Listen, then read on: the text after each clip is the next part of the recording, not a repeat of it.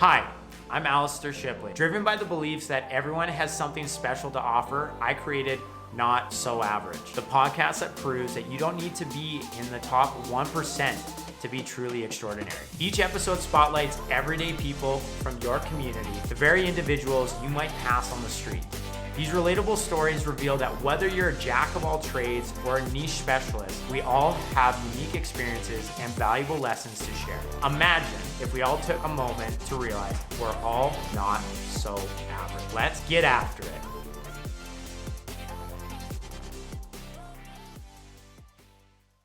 Welcome to an episode of Not So Average. Today's guest knows what it's like to build a $100 million in revenue company and what it's like to lose it.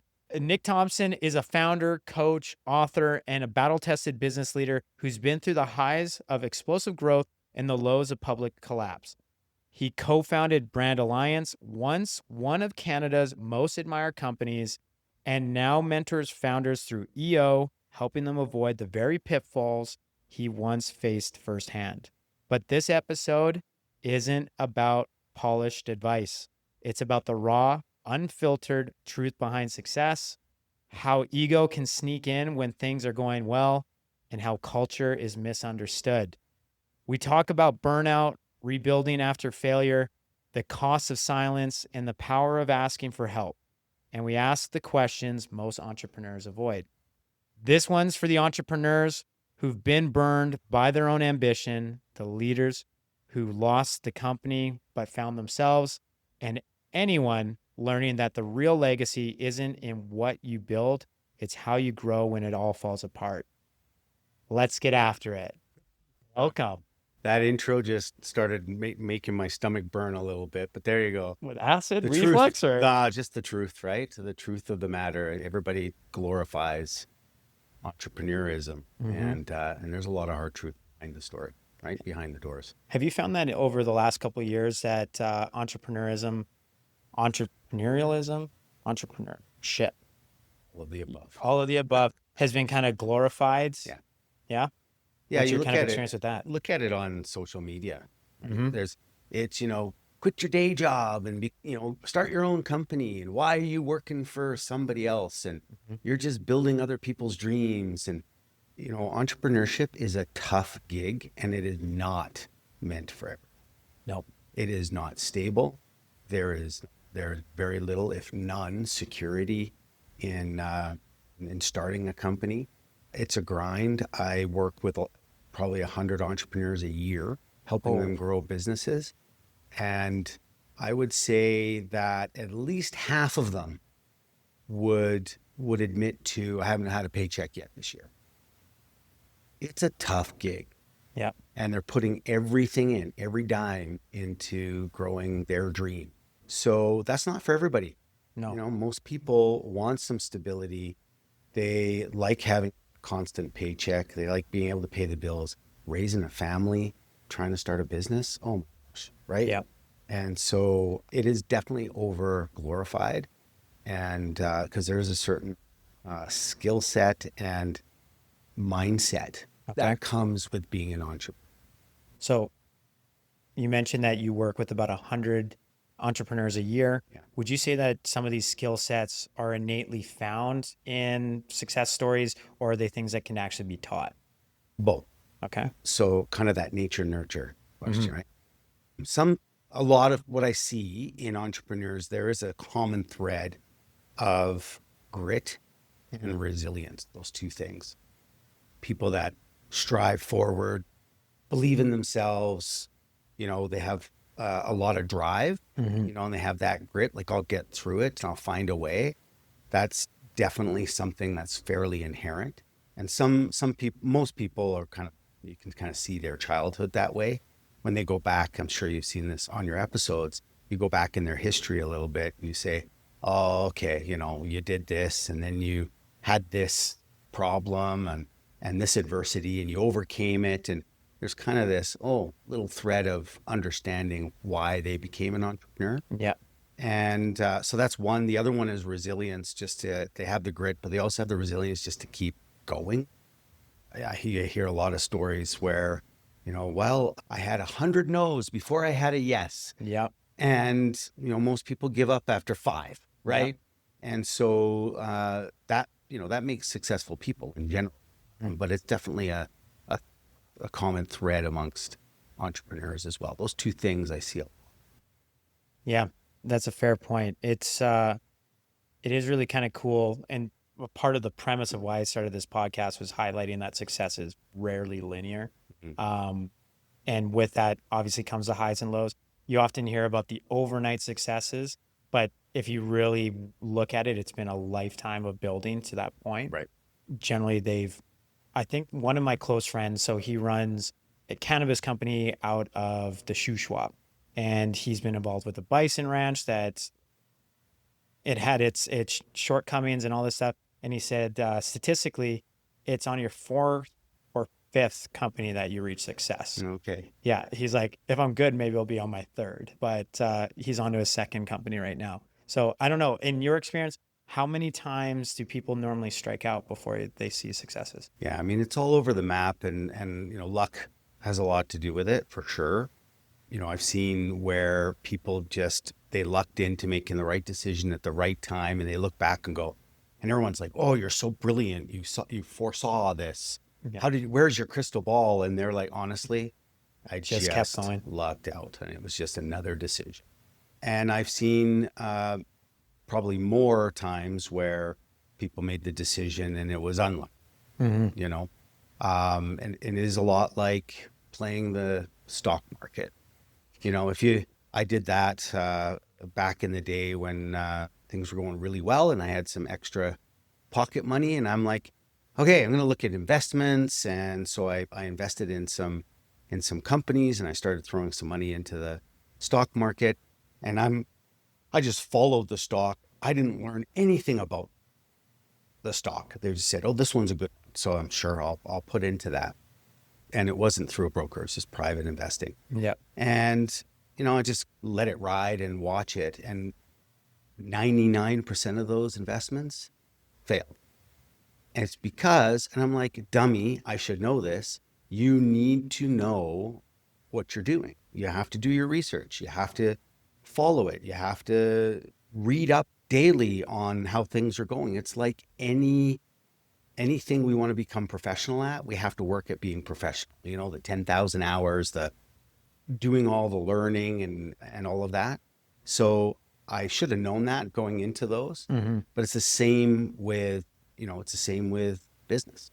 Yep. If we want to make educated decisions, not just rash decisions or knee-jerk decisions based on, the market turns like it is a lot these days. And we don't want to make sort of knee-jerk decisions. We want to sit down and strategize, Yep. right? So, Okay. yeah, I've seen it all over the map. Fair. So let's go back a little bit. Sure. You built a company that hit $100 million in revenue and was one of the most admired in the industry that it was a part of. And then you've openly discussed this with me, and it's on your socials. It then had a collapse, essentially. Let's go into what were kind of the early days like when you were with this company. Yeah. So early days were really fun. Yeah. I came into ownership on the company in 2000 Okay. and 12 staff, an office here, a local office here in Calgary, just making enough, about $1 million. So just making enough to join. I joined EO, Okay. Entrepreneurs Organization, Right away. right away. In fact, it was a friend of my dad's that was in YPO, Yeah. still in YPO, Yeah. actually, said, hey, if he's getting into business, he needs to look this organization up. It'll change his life. So back then, I literally went in the white pages Yeah. and looked up entrepreneurs. I phoned them and said, apparently I'm supposed to be a member of this association. They had no idea what to do with me because it's all referral based, right? Yeah. Yeah. We know people and say, hey, my friend's got a business. I'm going to Yeah. get them to be a member. I became a member then, and that's when I started really learning about business concepts, best practices, and kind of getting involved there. And as I learned some of the best business practices, I would come back and I'd say, hey, I just learned something really cool. Going back to the business. Go back to Oh. the people in the business and say, I learned these things called core values. Apparently, we're supposed to create some core values and live them, and it's part of the core foundation. I didn't know any of this.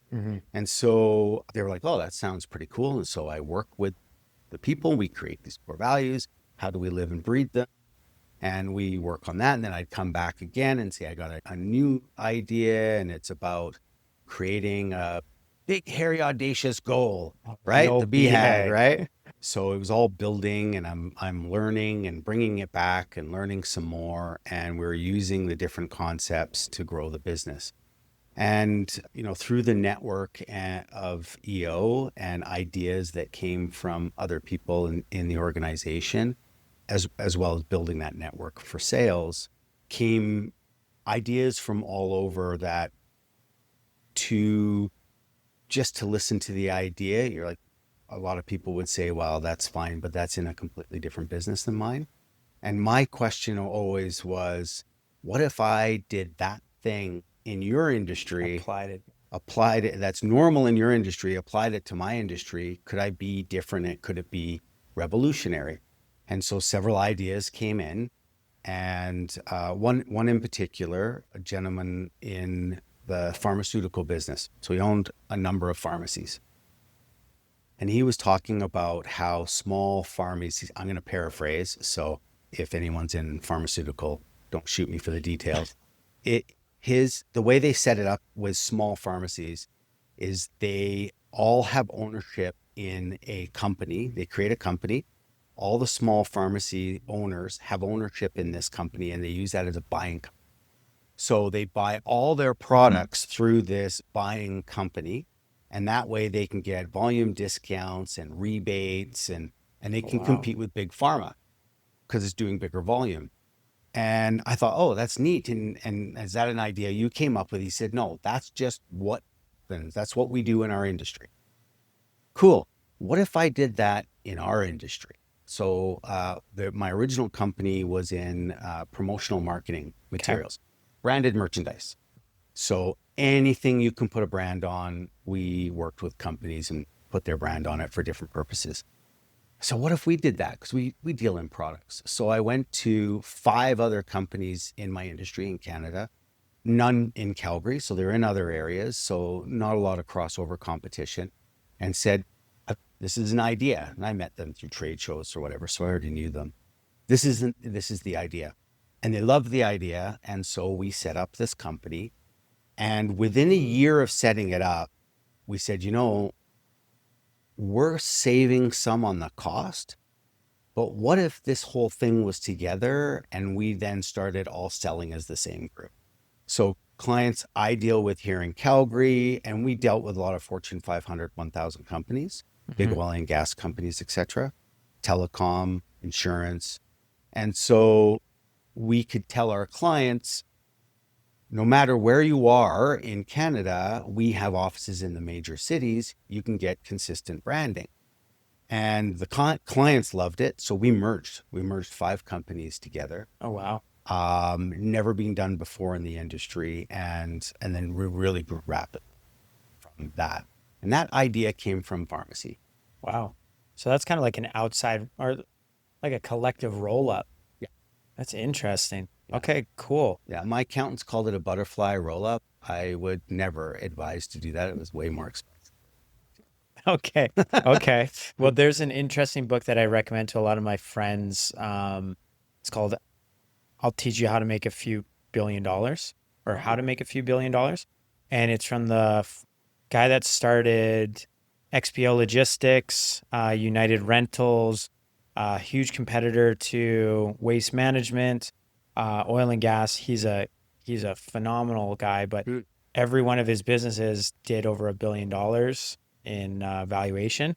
XPO Logistics is one of the biggest right now. And his whole thing was finding an unaddressed industry that's really fragmented, landing there, then acquiring and merging everybody, which is probably something we can get into with you about mergers and stuff like that, and culture, because I know you've talked about that before. But let's go into like leading to the business and kind of, I guess, the downfall of it. What were the pivotal moments, either good or bad, that really started to shift the trajectory of the business? Yeah. myself and the people I partnered with in Canada when we were growing the business, we had a common philosophy. And quite frankly, the reason we decided to merge is because we were very similar on our core values and culture. Okay. And we had all had the same value. If you grow your people, you'll grow your business. If the people are happy, the clients will feel it and they'll be happy, etc. So we created you mentioned it as award-winning culture, many culture awards, a lot of them nominated by our staff.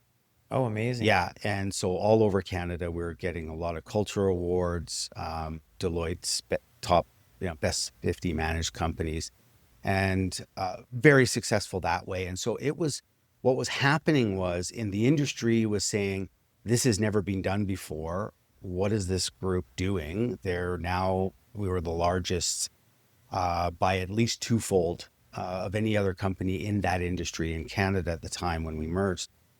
And so people were looking at us saying, what are they doing? And they started hearing about all these culture awards and how happy our staff were. We had lots and lots of great programs. It was very self-managing atmosphere.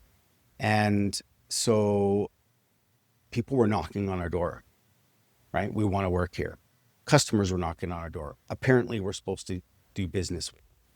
And it became quite easy to get new business and grow. We need more employees. We've got a whole lineup of them right here. We didn't have to go to market very much for really good employees that knew what they were doing in the industry. So it was a really good feeling that people were coming to us. And we're like, okay, our philosophy of treating the people really well is working because it's attracting like-minded people. And so I still have that philosophy to this day. And have started and grown a number of other companies, including one I'm doing right now with my wife, with the same philosophy.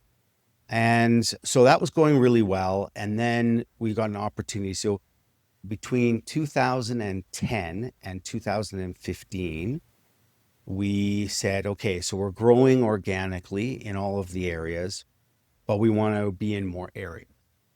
So we put the word out that we're looking to acquire in different areas. And same thing, heard by reputation, people started saying, and it was an aging out business at the time. So people are like, hey, I've got an exit strategy. I've got a small company in the business. It's in a different area. So they started approaching us. And we were fortunate enough to sort of create this formula for acquisitions that we could decipher 5 things. And if we could say yes to all 5 of these things, it would be a good purchase. And so our job became looking and saying, no, oh, this one looks good. And then we had a team that went in, negotiated, we had an integration team. And so we bought 20 companies in 5 years between 2010 and 2015. And it was going phenomenally well. Our first one was terrible because we didn't have the 5 yeses yet. So it took us about 4 years to turn that company around, but the rest of them seemed to be a win-win for everybody. Interesting. So we get to 2015 and we said, we want a bigger outreach again. And we met a company in the US that was doing the same thing we were doing. They were amalgamating, they were acquiring, they won culture awards, and we're like, oh, we should maybe partner up. And so we partnered up for about a year. That wasn't 2015, that was about 2014. We partnered up for about a year, and they would take care of our clients that had US division, and we would take care of their clients that had a Canadian. And so we were just doing it sort of arm's length as a sort of dating period. Okay. And it worked really well because the clients absolutely loved it. And so we decided to merge these 2 companies.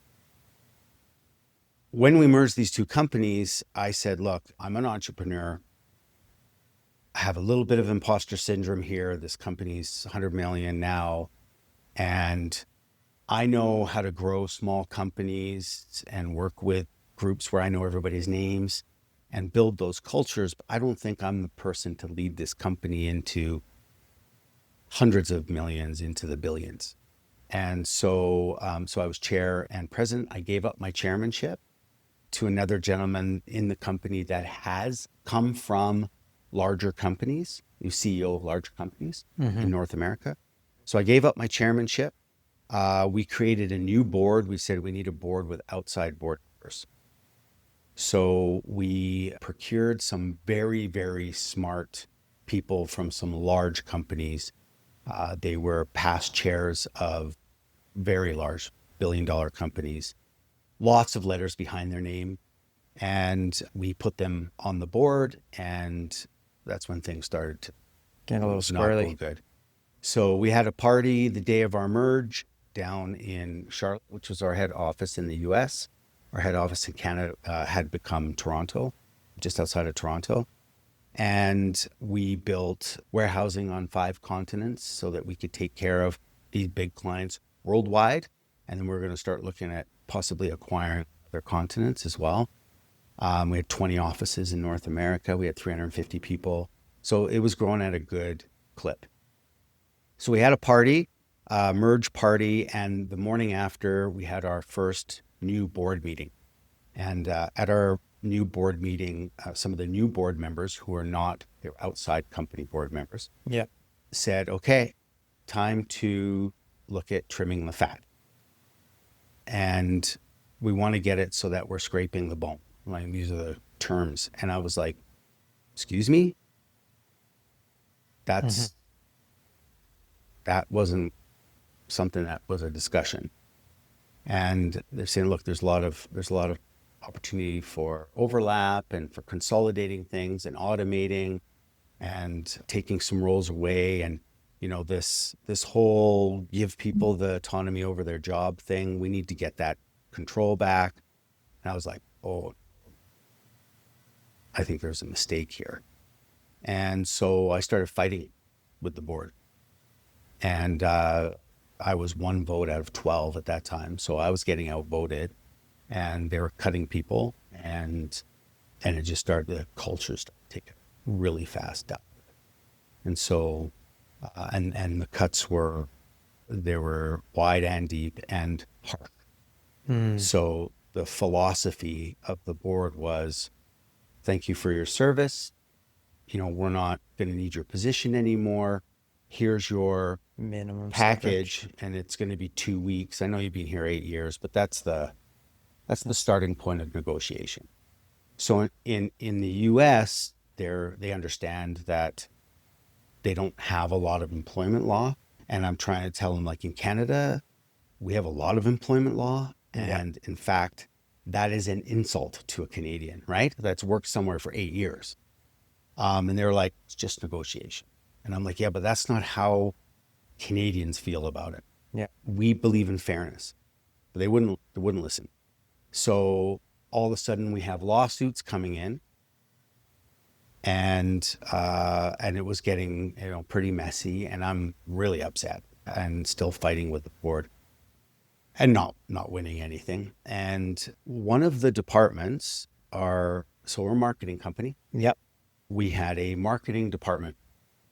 Okay, international marketing department did all of our marketing for us.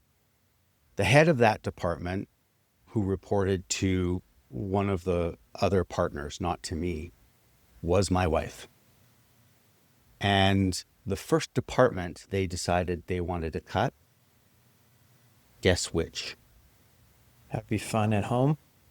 I'm saying, well, we can't do that. We're a marketing company. What are we telling our clients if we cut our marketing department? We're telling our clients marketing is the first thing that should be cut. And I said, this isn't going to bode well here. So they did the same thing to her.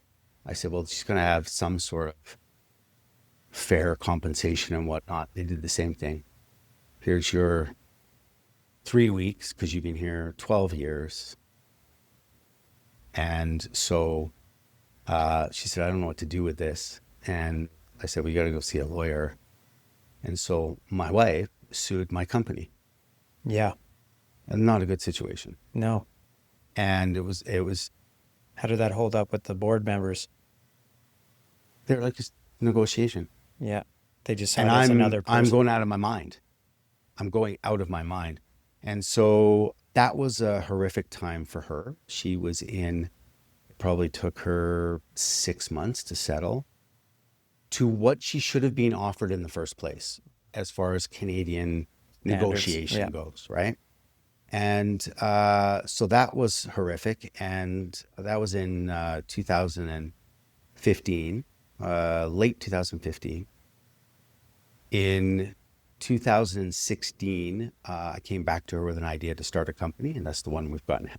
And so she started this company, Vea, and so that started to go well. And in 2017, I was still very upset about how things going. Things were tanking. Nobody's knocking at the door. People are walking out of their jobs. Yeah. Culture was horrible. And I said, I don't know what to do. And my wife said, do you think you can turn the board around? I said, not at all. And she said, well, I think you know your decision. So we had our own employment contract, and Yeah. I didn't sign mine and said, I'm not going to sign this. I was still president of the Canadian arm, and I said, I'm not going to sign this until we can sit down and reverse the damage that's being done with employees. And they said, okay, see ya. Jeez. So I was standing on the outside of my company. Jeez. Yeah, it was a horrific time. However, you mentioned, having grown a successful company, but then losing it all. So I did lose it all. Mm-hmm. I had to do my own legal battle. I didn't get anything for my shares. They had deeper pockets. And I had to then look in the mirror for about 2 years on how the hell did I get here? So can we go back to what you were talking about where you had to spend 2 years looking at yourself in the mirror? Mm, One thing that a lot of people don't really get, I guess, the line of sight into is how you dig yourself out and kind of the mental battles that come with that. So mhm. I want to just point blank kind of ask you, like, how Sure. did you dig yourself out mentally, emotionally, and Right. maybe even financially after the loss of the company? Yeah. So remember when I talked about grit and resilience? Oh, yeah. Yeah. One of the things that I did, so I had a lot of support through my EO network, my EO forum group. They all knew I was devastated. It was a very low point in my life. And my wife, of course, was very supportive. She had started the company. I still had in my contract was a 2-year severance package because it was written into my contract. They wanted to put severance packages in our compensation committee when we merged the companies. And I'm like, why would we do that? Like, we're shareholders. And so, when I look back on it, there was these pieces, they were lining up, Mm-hmm. kind of a corporate takeover. And so they said, no, we want to put the severance into the contract. It's a safeguard for you. And I said, well, if you're going to do that, then I want 2 weeks, a standard one. So they wrote it in. And I thought nothing of it at the time. Mm-hmm. But then it came to this, and I was like, oh, now I'm out of a job, but I at least got 2 years. And so that's why I can say I looked in the mirror for 2 years, because I did have income coming in. But at the same time, I just dabbled in a few little things. I had no idea what I wanted to do next. Well, like emotionally, that must have, Oh, like, that was probably an identity piece to you yeah, at that point in time. yeah, What was the rebuild kind of look like? yeah. A lot of sleepless nights, Imagine so. a lot of sleepless nights. And really, so when I say look in the mirror, I mean looking in the mirror. So what I ended up doing was every morning I would get up and look in the mirror and look at myself and say a self affirmation. And I actually practiced it with my wife, and she would say, maybe say this. It's a little Mm. more positive or whatever. And so Words matter to us. yeah, words matter. And I looked myself dead in the eyes and said, it was a sort of a 3-minute rant of word of affirmation Every day, the same one? every day, same one. Hmm. And it would give me just enough to convince myself, keep going. You'll be okay. You believe in people.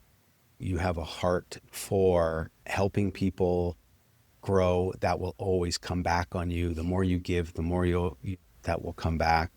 You have a fantastic family. You have a fantastic network So of that Amber people. and you must Yeah, have been growing. and just kept saying it, right? Just to keep something, for me, motivation to keep going.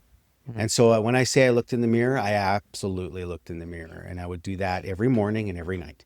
So I'd get up, I'd say it. When I go to bed, I'd say it again. I had a little slightly different version going to bed because I wanted to sleep, but Good for you. um, uh, so that was tough. And I will say during that period, I definitely drank more. I definitely wasn't taking care of my health as much because there was depression. Hmm. Um, There's an identity oh, association to all for of sure, this, right? for sure. Like I had you can't plenty help of personalize I it had either. plenty of personal awards too, and so you are identifying with that. And that was almost 20, 24 years in the industry. So then I just kept my eyes open for opportunity and said, okay, let's look at rebuilding. My wife had this company, which actually started to gain some steam. And so in 2000, it was late 2017, so kind of a year into this, she said, look, this thing is growing and I need to get more staff and I need to make this a bigger, more real company. And you know how to do this. So will you partner with me? And so that gave me, some purpose. Hmm. And it was the same thing, building a great company with great Did you culture, start working with slow or did you people. just completely dive into it? Slow. Okay. Yeah, slow. Great question. So she's the CEO and she's operations, and that's what she's really good at. I'm good at being the visionary, bringing my network, bringing ideas from sources to help grow the company. And so I'm not a lot in the operations, which is good for me because then I could go and look at what else do I want. And that's when I got into I'd always been a coach and a mentor on a voluntary basis, and I looked at doing executive team coaching. I was approached by a number of organizations. I landed with Results Hmm. uh, here in Alberta, and I do executive team coaching with them now for just there's four of their clients on a consultant basis. So I kind of want to ask about the mentorship stuff. Yeah, If I could just get my thoughts with me. Like mentorship is such a broad thing now. Some people incorporate coaching into it. yeah. Some people say that there's a difference. In your eyes, what makes a great mentor? And can you actually tell us about someone who actually made an impact on you that now you're maybe fostering some of their lessons and giving those to others? Yeah. A number of people have had a big impact on me. Um, I mentioned I were talking earlier about my dad, who was always very close to, Mm-hmm. to my parents. And growing up, he was a mentor, a coach, a cheerleader, definitely still a father and a really close friend. And so we had a very good relationship with me growing up. And so he was definitely a mentor. He was always big on, I mean, he was studying Dale Carnegie when I was like a little kid. And so he was big Yeah, on, the CD-ROMs and oh, yeah, we oh had the boy. CD sets and all sorts of things. So all the kind of original self-help gurus So and like the what do you call it? Brian Tracy's and Brian stuff. Tracy, all Oh, of that material. how to Yeah. sell. Yeah. Yeah. And of course that rubbed off, Yeah. and he would always be saying, well, he was a king of quotes, and he'd always be coming up with a quote. Well, so and so says this quote, and there's a famous saying, Nick. Like he would always have something, and that definitely rubbed off. What was the And famous saying that sticks with you now? one of his favorites, which really aligns to how my family is and how that core value of people has stuck with me, is he would say, it doesn't matter who they are. If you cut them, they still bleed the same color. Just humanizing Yeah, everybody. humanizing everybody. And he was infamous for no matter where he went, he would make friends with whoever. It could be busboy at the restaurant.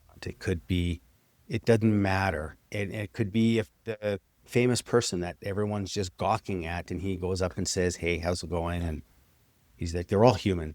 And so that was a really big thing in my family and still is, that we're all here trying to get through a crazy one life, It's our first time at it. it's our first time, and it'll be the first time in 10 minutes from now, and it'll be the first time tomorrow.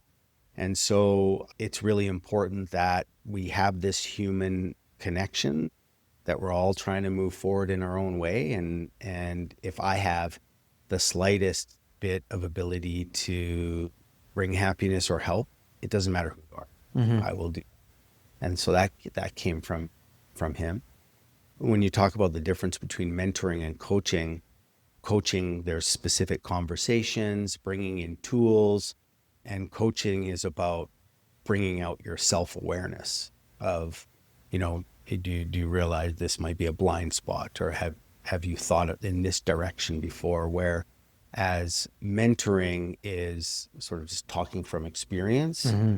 and here's what I tried, it worked for me, or here's what I tried, it didn't work for me. And then you sort of take your own message and go your own direction. That's how I look at the difference between the two. One's a specific conversation that brings out awareness, and the other one is imparting wisdom, Mm-hmm. and you do with it what you. And Interesting. I believe it's really important to have both because they serve different needs. So I've always had, It's kind of the devil and the angel. You need them yeah, both. yeah, I've always had different mentors and coaches. I have one now, and he's mentoring slash coaching my wife and I at the same time, and in specifically for how to grow and scale this business across North America. Can I ask, is this coach slash mentor paid or just a personal interest in you? Paid, Okay. paid, and I have mentors that are not paid too. Yeah. One, I one of the courses that we took last year through Results, they had a speaker come to their conference in Kananaskis, and she said, have a mentor for each different area of your life. And I was like, that Yeah. makes a lot of sense. Not just one mentor. Usually it's a mentor for business. Yeah. But if you want physical health is something, what about someone who's an expert in physical health? Can they Did mentor you? Daniel happen to see this same speaker too? Because he spoke about something similar on the episode. I can't remember if Or he was maybe at the you've same. spoken together about that stuff. Maybe, Yeah. probably. Yeah. And I thought, wow, that makes a lot of sense. Not you just have one for specific It's areas. like your approach when you're looking at the taking knowledge from the pharmacy or the Right. pharmacies, right? You want the best in class from this industry, the best in class from this industry. And in this case, it's from this lifestyle component to merge it into my perfect Right. self or Yeah. relationship or health. So a lot of founders talk about ego and burnout and hustle culture. What's your relationship with the grind now? Yeah. I have always had a healthy relationship with understanding.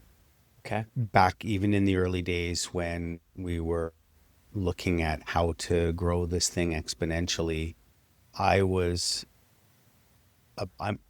and still am a very big advocate of having a healthy, balanced life. I know that the work is not the be all and end all. It's a means to an end. Mm-hmm. And family's more important, friends are more important, my health is more important.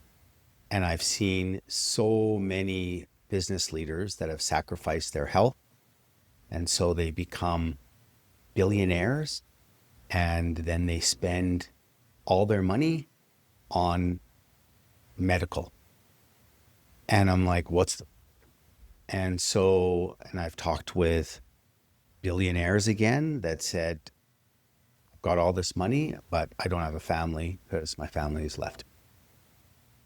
Divorce, kids don't like me. Mm-hmm. What's the point? Right? There was no end in that means. So having had all those conversations, luckily at an earlier age when I was in my late 20s, starting this business, I said, I don't want to be like that.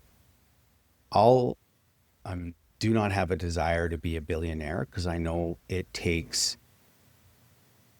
maybe there's some technology things nowadays that you can make a billion with a little less effort if you're talented in that area. But I know what it takes to get there, and I'm not willing to sacrifice that way. I want to live my life because we're just saying this is our first time, Mm-hmm. and tomorrow's our first time experiencing tomorrow, and it only comes and goes once. So I want to experience it all. I want to experience life. I want to have loving relationships. I want to have time with my kids. And so I've always had a very healthy relationship. Some people said it, oh, you could grow probably twice as fast if you worked on weekends or something. I'm like, I do not work evenings and weekends. I just never, that's my life. And so one of the reasons why I put that out is because the grind is getting worse, Yeah. not better. And some people, more people have realized it since COVID. There's a lot of people sort of reevaluating, their situation in life. And so you can see people wanting to balance a little bit more. But man, the grind is just killing people left, right, and center. And so I know that it's done me well because I've had such great life experiences up to this point. I haven't sacrificed those. I'm trying to think of the book that talks about balancing life with money. Die with Zero. Die with zero. Die with Zero. Awesome book about we're making money and spending some of it as we go so we can enjoy the things. He talks about it's anti how we should live our lives. We work really hard. And then when we retire, oh, great, we hit retirement. Now we can spend money, but we're too old to experience some of the things that we wanted to experience when we were younger. So you should almost be in semi-retirement from the beginning of Yeah. your career. Yeah. And he's got great, great tips on how to live your life at the same time. And so he calls it like, sure, you want to give, okay, so you have kids. I want to give my kids a really good year. And he says, well, if you have that much money, why aren't you starting to give it to them now? Why wait until you're dead and they're 70 and they can't enjoy the money as much? Why don't you start giving them money now? Now you can watch them enjoy the money. They need the money when they're younger. They don't need it when they're 70. Usually you've already built your own. Yeah. And I'm like, that's a good point. And so my wife and I talked about, like, we kind of do live somewhat in that philosophy. We didn't know it was a philosophy. Just that we don't want to give up, our bucket list. Yeah. Bucket list. I had a bucket list item I knocked off 20 years ago was to go heli skiing. I can't do that. 80 something. No, you definitely right? cannot. So let's go. Do we have the money for it right now? Yeah, barely. Okay, I'll go do it. Do I miss the money? Absolutely not. Nick Thompson starring in Bucket List 2. I kind of want to get into stuff about your learnings with ownership and culture. Sure. So how do you build a real accountability and decision-making skills into a team without micromanaging? This is a Great. personal question that I'm curious about right now. Great. And it's a question I love to answer. So I deal with business owners that say, listen, forget all the culture is fluff. I just want to know, how do I get to results? I just want to get to results. I want the people to be accountable and to produce results. And I said, well, you'll never get that by shoving that in their face. It won't come, because people will produce results and be accountable if you open up the door for them to be accountable. What I mean by that is, I have this saying where you can't give accountability. Accountability has to be taken. So if you tell somebody, I want you to do this, get this result by this date, they are responsible for doing it, but you're ultimately accountable. It's your ultimatum. So you're still accountable because you're telling them what the result that you want produced. Okay. Instead, you want them to take accountability. So this is your job. Here are the guidelines. Here are the resources. We'll give you the training. What kind of coaching do you need? What kind of support? You make the decisions inside those guidelines to fit you, and you work with people to say, what kind of result do you think you can produce? And put some Interesting. measurements and goals on that. Okay, now you want them to match. Typically, if you let somebody come up with their own goal, it'll usually be more than you thought of anyway, because they want to perform, because it's on them now. So there's going to be a certain amount of, oh, if this is on me, I need to perform these results. Giving them some of the autonomy and decision making and power over their own work, they will start to take accountability. And if they see that you are there to support them, oh, you're stuck somewhere, I'm here for your support, then they're going to have more trust and faith that they're in the right place. And they're going to put more accountability on themselves. I like the approach of letting them surprise you with their one creativity, their output, and they're a little more invested in the fact that this wasn't shoved down their throat. Totally.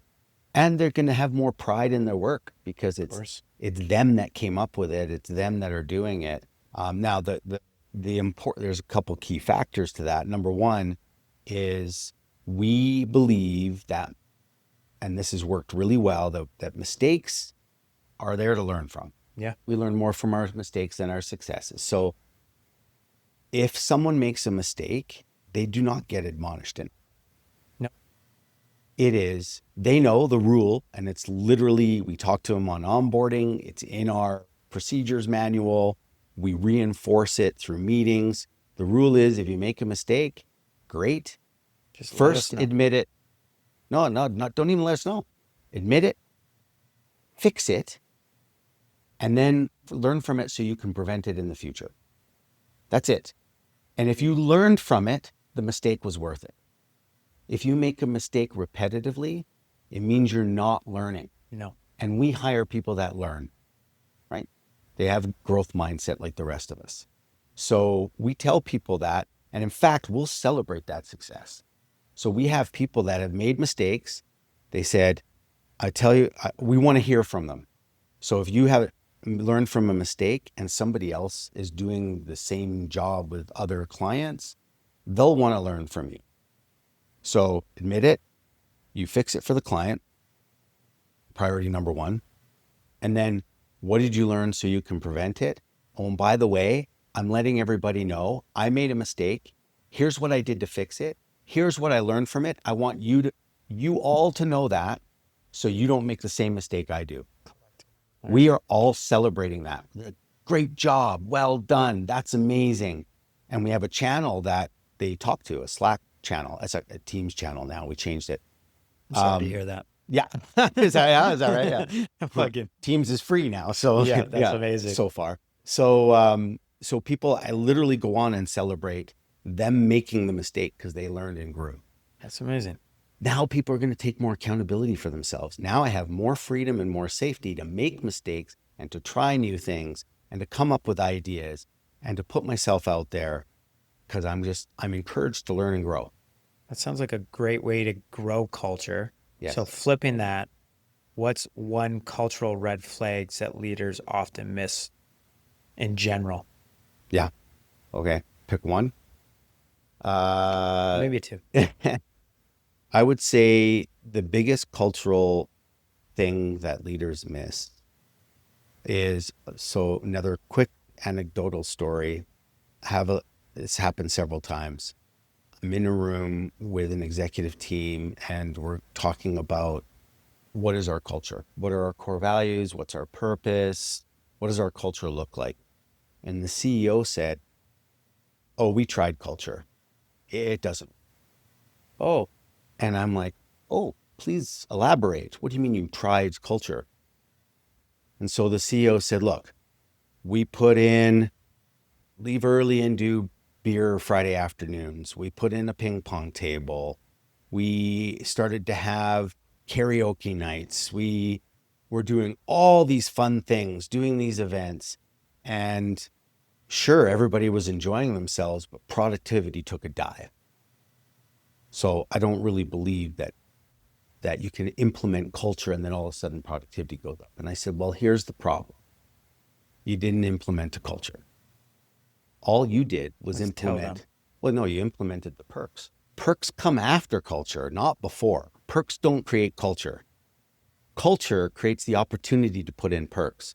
So if you have a culture of accountability, so you've set the system up for accountability and making mistakes. If you have a culture where people are able to self-manage more so they can have direct conversations with the people they need to, rather than bringing in a manager to have a conversation because they have an issue with somebody else. You teach them the skills of having critical conversations and critical thinking, and they start coming up with their own key performance indicators and performance metrics and results and goals. Now you're going to get more engagement because they own their job. And if they own their job, they're going to be more accountable for it and happier. Now you're building this culture.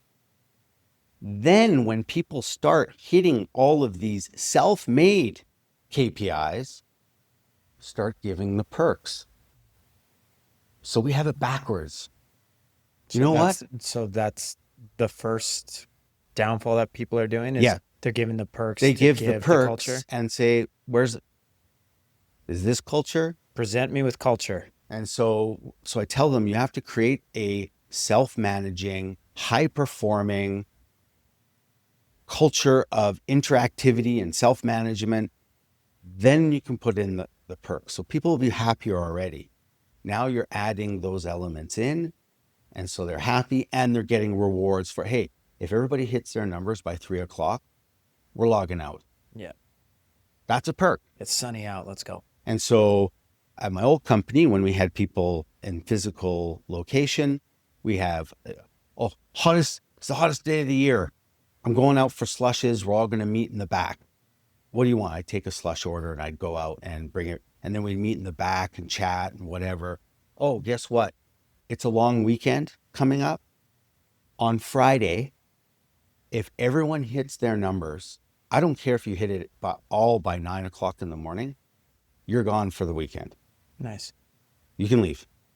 And if somebody in your department hasn't hit their numbers yet, your department stays to help that person until you can all leave together.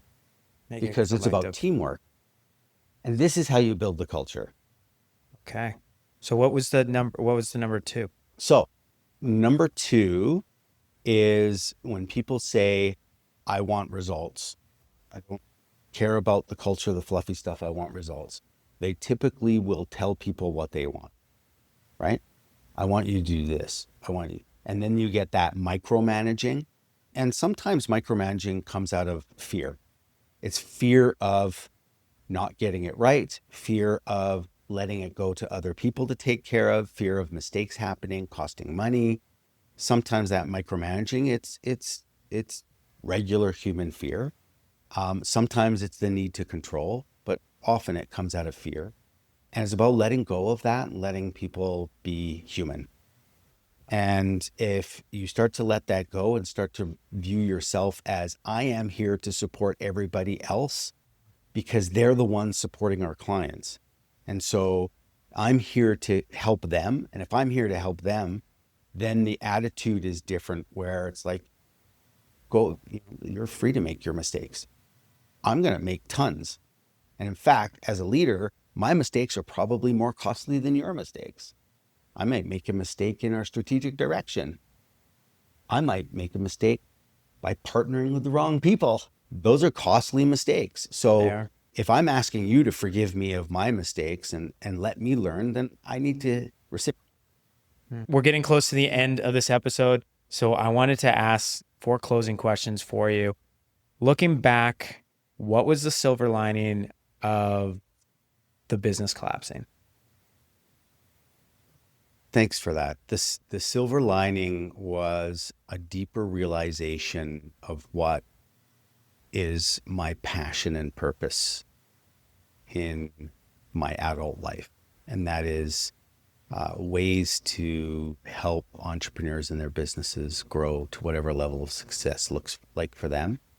And so that has led me to executive coaching. I do training for an accelerator program for EO across North America, workshops, keynotes, and my wife and I's current company, Vea, which we hire out fractional virtual staff to companies across North America. Amazing. And they're Canadian. There's no offshoring. So we hire only Canadians. So we help Canadian economy and we hire them out to companies across North America. So everything I do now, publishing of the book and speaking on that and looking at a couple other books coming up next year is all aligned with that passion and that purpose. And so I feel actually even I did this. Amazing. So thank you for asking for that. So that actually kind of leads into my next one. What's something about your entrepreneurial journey that people don't see? The things that may not actually have made it to LinkedIn or the book. I think similar to a lot of entrepreneurs where, we don't typically advertise all those times where we are depressed, we're having a rough go of life. I don't know how many times I myself, and I've heard from many other entrepreneurs say, forget this. I'm going to get out of this business. Like I'm tired of it. I don't want to deal with the issues anymore.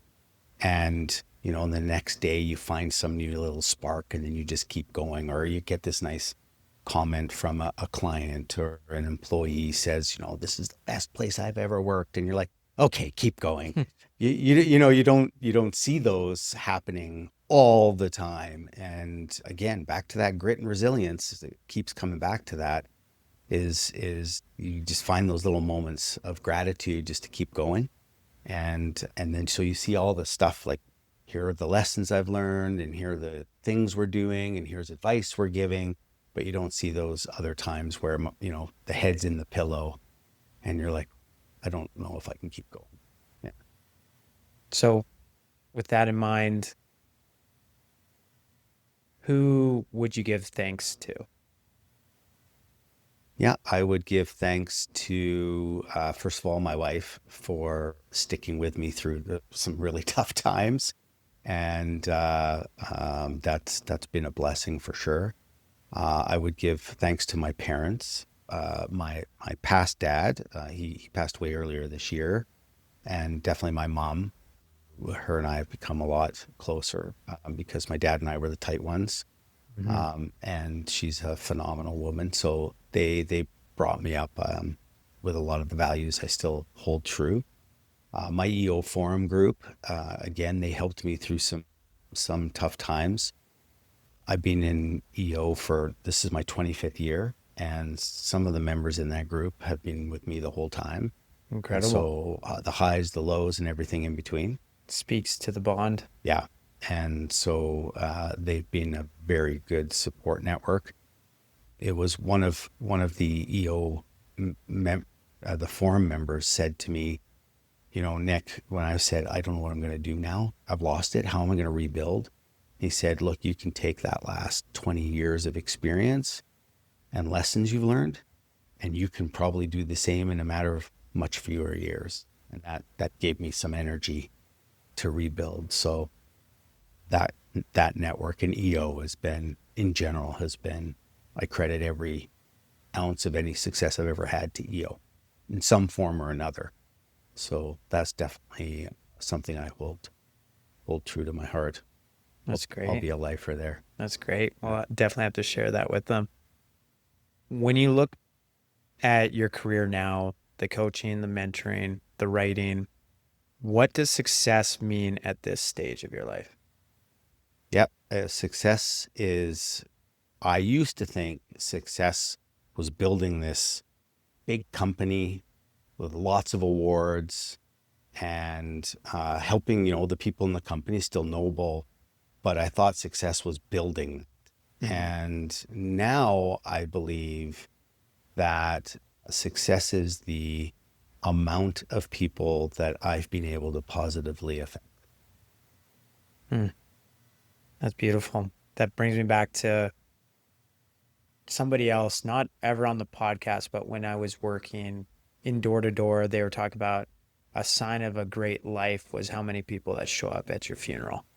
Right. And we originally, you and I were supposed to have recorded this a couple weeks ago. Mhm. I had a friend's close family member of theirs passed away, and that was reiterated by who showed up for, in this case, my friends wasn't so much for the family member, although we've met them, but it was who showed up for that To friend. support your friend through Yeah. it. Yeah. And then by proxy, I would imagine if it was me at a funeral or something like that, I hope that that room is full of everybody I impacted. Yeah. So Yeah.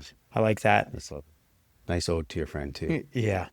So if you could go back and talk to yourself right before things began to slip, what would you say? 100% beware the hubris.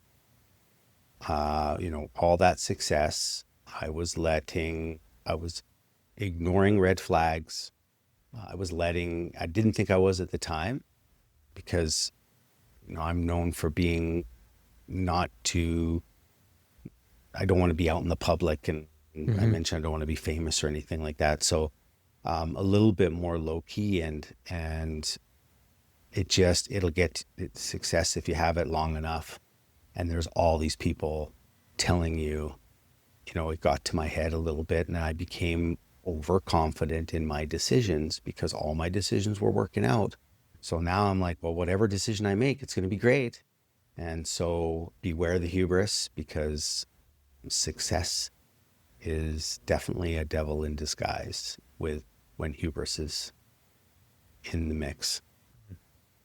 Well, the upside about this podcast, I think a lot of people will be able to feel your emphasis on learning. And it sounds like you have learned from that. And given the opportunity that you have now with your wife in the business, I would wager that the hubris isn't going to play as much of a role in this. That concentration of 20 years of knowledge being condensed now into this next venture. So Yeah. I'm really excited to see that. Thank you. Where can people go to find you and give support? So veapros.com is the fractional remote staffing company. If people are looking for executive assistants, bookkeepers, fractional marketing, fractional operations help, you can go to nickthompsonbooks.com. That's Okay. where my book is on the big story and the 13 biggest pitfalls of business and how to avoid them. That came Perfect. out of that. And you can email me at nick.thompson@veapros. I'm happy to connect, and LinkedIn, of course. Fantastic. Happy to connect with people. Be a pleasure. That's what I love about the Calgary community is everybody's so willing to open up and share. And that's how this came to be. So I have to give a huge shout out to your friend Yeah. and one of my former guests on the show, Daniel Salisco. Yeah. Without that, it wouldn't have been possible, but it just kind of speaks to the community. Once again, for the people that made it all the way to the end, we really appreciate you. Obviously, you are adamant about making improvements in your life or learning from the guests that are on here, but keep sharing this. That's what keeps me going. Just like Nick was mentioning, those little praises that you get from an employer or a customer. Same thing happens with the podcast. Each time somebody says, hey, I really appreciated this episode, I get a little more juice. I get a little more gas in the tank and we keep going. So thank you very much. Let's get after it. I appreciate that. Thank you so much. Thank you.